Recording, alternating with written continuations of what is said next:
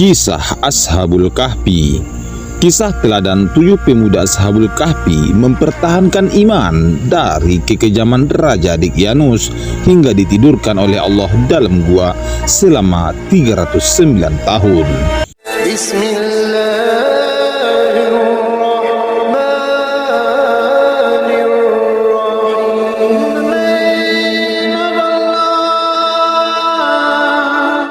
Assalamualaikum warahmatullahi wabarakatuh. Dunia Islam. Kisah Ashabul Kahfi memberikan banyak hikmah bagi muslimin. Mereka melarikan diri dari kekejaman Raja Daqyanus yang hendak membunuh karena dipaksa menyembah raja kejam itu dan menyembah berhala di istananya. Kisah itu telah terekam dalam Al-Quran Surat Al-Kahfi ayat 9-25. Nama 7 pemuda Ashabul Kahfi dan anjingnya yang beriman kepada Allah yakni Maksalmina, Tamlika, Martunus, Kastunus, Bairunus, Yutbunus, dan Danimus. Sedangkan nama anjingnya yakni Kitmir. Pendapat lain seperti dari Syab Al-Jubai mengatakan bahwa nama anjing tersebut adalah Hamran, namun hanya Allah lah yang mengetahui kebenarannya. Raja Daqyanus ini memimpin pada tahun 112 Masehi, di masa pertengahan setelah era kerasulan Nabi Isa alaihissalam dan sebelum kerasulan Nabi Muhammad sallallahu alaihi wasallam. Dikisahkan bahwa Raja Daqyanus bersama bala tentaranya memaksa 7 pemuda Ashabul Kahfi tersebut untuk menyembahnya dan menyembah berhala-berhala di lingkungan istananya. Namun 7 pemuda beriman ini tetap teguh pada pendiriannya. Kemudian Allah Subhanahu wa Ta'ala menyelamatkan iman dan tauhid mereka dengan cara melarikan diri dari kekejaman Raja Daqyanus. Kemudian Allah Subhanahu wa Ta'ala membuat mereka nantinya tertidur lelap dalam gua selama 309 tahun. Banyak yang berpendapat lokasi gua terdapat di Yordania di perkampungan Al-Rajib atau dalam Al-Quran disebut Al-Rakim yang berjarak 1,5 km dari kota Abu A'landa dekat kota Amman, Yordania.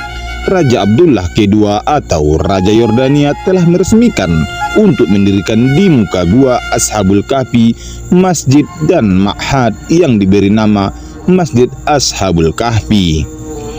Allah berfirman dalam surat Al-Kahfi ayat 13-14, artinya, kami ceritakan kisah mereka kepadamu Muhammad dengan sebenarnya. Sesungguhnya mereka itu adalah pemuda-pemuda yang beriman kepada Rabb mereka, dan kami tambahkan kepada mereka petunjuk, dan kami telah meneguhkan hati mereka. Al-Quran Surat Al-Kahfi ayat 13. Dan kami telah meneguhkan hati mereka di waktu mereka berdiri, lalu mereka berkata, Rabb kami adalah Rabb langit dan bumi, kami sekali-kali tidak menyeru ilah selain Dia. Sesungguhnya kami kalau demikian telah mengucapkan perkataan yang amat jauh dari kebenaran. Quran Surat Al-Kahfi ayat 14. Mulanya, Daqyanus ialah seorang penyembah berhala yang sangat fanatik. Ia menyebar mata-mata ke seluruh negeri Syam untuk mengetahui orang-orang yang tidak menyembah berhala. Jika ia menemukan orang yang tidak menyembah berhala seperti yang Daqyanus lakukan, maka mereka akan diseret ke hadapan Daqyanus. Mereka yang tidak menyembah berhala akan diseret ke alun-alun dan dipenggal di sana. Daqyanus ialah manusia dengan hati bagai batu. Dia tertawa lebar menyaksikan jerit dan tangisan keluarga yang ditinggal dan disaksikan oleh seluruh penduduk Syam. Setiap kali Kaisar Romawi mengabarkan bahwa ia sangat senang dengan kepemimpinan Daqyanus, maka Daqyanus segera menggelar pesta besar. Suatu hari Daqyanus mengadakan pesta pernikahan besar. Ia mengundang seluruh rakyatnya untuk hadir tanpa terkecuali. Seluruh penduduk diperintahkan agar menghias rumahnya dengan lampu-lampu yang cantik. Hari yang dinanti-nanti itu pun tiba. Orang-orang berkumpul di sekitar istana yang dikelilingi sebuah parit yang sangat lebar. Mereka menari dan bernyanyi bersama. Sementara itu, para menteri memadati istana. Tidak lama kemudian muncullah Daqyanus dan mempelai wanitanya yang disambut meriah dengan sorak tepuk tangan. Daqyanus kemudian duduk dengan khusyuk di hadapan berhala yang berada di tengah-tengah istana. Suasana menjadi senyap. Daqyanus menyembah berhala itu lalu kemudian menyerahkan sesembahan, lalu kembali bersujud pada patung yang terbuat dari emas itu. Dia kemudian duduk dalam singgasananya menyaksikan para menteri dan rakyatnya yang silih berganti menyembah berhala. Tiba-tiba Daqyanus terlihat gugup dan gelisah dan berkata, "Menteri, mana Martinus dan Nairawis?" Tanpa mereka sadari, Martinus dan Nairawis ternyata telah meninggalkan pesta lebih awal. Martinus dan Nairawis adalah dua orang dari ketujuh Ashabul Kahfi. Ketika Martinus pulang ke rumahnya, ia langsung berhadapan dengan ayahnya. Dengan wajah merah padam, Martinus segera menghindar. Namun ayahnya menarik kerah bajunya dan memarahi anaknya atas kekecewaan terhadap perilakunya sewaktu berada di istana. Martinus kemudian mengurung diri di kamarnya menangis terseduh-seduh. Dia merasa diasingkan oleh seluruh penduduk negeri, bahkan oleh ayahnya sendiri yang amat ia sayangi, yang bernama Nastas, salah seorang menteri dari Daqyanus. Sedangkan Nairawis ialah anak dari menteri kepercayaan Daqyanus, yaitu Kaludius. Sementara itu, di rumah Maksalmina, seorang pengikut ajaran Nabi SAW yang sangat tidak suka dengan pemerintahan Daqyanus, tiba-tiba rumahnya diketuk. Maksalmina membukakan pintu. Ternyata yang ia temui ialah Martus, sahabat yang sepaham dengannya. Mereka berdialog dengan peristiwa yang baru saja menimpa negerinya. Mereka berdua ialah orang-orang yang kehilangan orang yang mereka sayangi dari peristiwa tragis itu. Tidak lama mereka bercakap-cakap, pintu rumah kembali diketuk.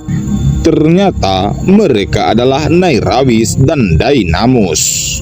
Dainamus ialah seorang pedagang yang selalu tertindas dalam ketidakadilan oleh para pedagang besar orang-orang Romawi. Mereka berempat terlibat dalam pembicaraan yang serius. Hingga akhirnya mereka memutuskan untuk lari dari kota yang penuh dengan kenistaan dan jauh dari Tuhan. Keesokan harinya terdengar kabar bahwa putra dari Daqyanus tewas terbunuh di sungai. Pembunuhnya ialah Hawawi Nartusia, seorang pengikut Nabi Isa alaihissalam. Dia segera ditangkap dan disiksa di hadapan Daqyanus. Ketika sedang mengawasi penyiksaan ini, mata-mata Daqyanus mengatakan kepada Daqyanus, "Tuan, aku pernah melihat pemuda ini bersama Martinus dan Nairawis beserta pemuda lainnya. Aku khawatir mereka bersekongkol menyiapkan rencana licik ini. Mereka menyebarkan bahwa Tuan adalah orang sesat karena menyembah berhala. Mereka juga mengatakan bahwa Anda kejam dan sewenang-wenang. Aku khawatir mereka berusaha menggulingkan Tuan dari jabatan terhormat ini." Mendengar perkataan ini, Daqyanus geram. "Pergi dan tangkap mereka sekarang juga. Jangan kembali jika kau tidak berhasil menangkapnya." Di antara para pejabat Daqyanus, ada yang simpati terhadap nasib Martus dan Nairawis. Kabar ini pun tersampaikan ke telinga Martinus. Mereka berenam sepakat untuk melarikan diri ke negeri terdekat Ar-Rakim. Disinilah cikal bakal pelarian pemuda Ashabul Kahfi dalam pelarian mereka, kemudian beristirahat dalam sebuah gua dan tidak henti-hentinya meminta perlindungan kepada Allah. Allah menjadikan gua ini tampak menyeramkan sehingga siapapun yang mendekati gua ini akan terbesit ketakutan dan tak berani memasukinya. Ketujuh pemuda dan seekor anjing ini akhirnya tertidur selama 309 tahun dengan izin Allah Subhanahu wa Ta'ala. Allah Subhanahu wa taala berfirman, dan mereka tinggal dalam gua mereka 300 tahun ditambah 9 tahun lagi. Selama berada di tempat persembunyiannya di gua, ketujuh pemuda itu atas izin Allah ditidurkan selama 309 tahun. Mereka kemudian dibangunkan oleh Allah dari tidurnya. Wajah mereka pun berseri-seri dan saling bertanya berapa lama tidur di gua.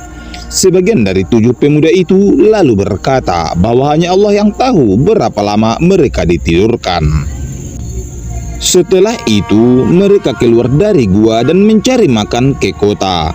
Ketujuh pemuda itu kaget karena keadaan kota sudah berubah dan banyak orang yang sudah beriman kepada Allah Subhanahu wa taala. Selama 309 tahun berlalu dengan pemimpin yang silih berganti dan semuanya ialah orang yang amat kejam, hingga akhirnya Allah Subhanahu wa taala menunjukkan jalan. Tidak berapa lama kemudian ketujuh pemuda itu meninggal dunia. Negeri Syam yang kini bernama Yordania kini dipimpin oleh seorang pengikut Nabi Isa yang memerintahkan rakyatnya agar menyembah Allah Subhanahu wa taala dan menghancurkan berhala. Ia juga berlaku adil dan sangat bijaksana. Negeri Syam kini menjadi negeri yang makmur dan rakyatnya terhindar dari kemiskinan. Sahabat dunia Islam, itulah kisah singkat Ashabul Kahfi. Terima kasih sudah menonton, nantikan video selanjutnya dan semoga bermanfaat.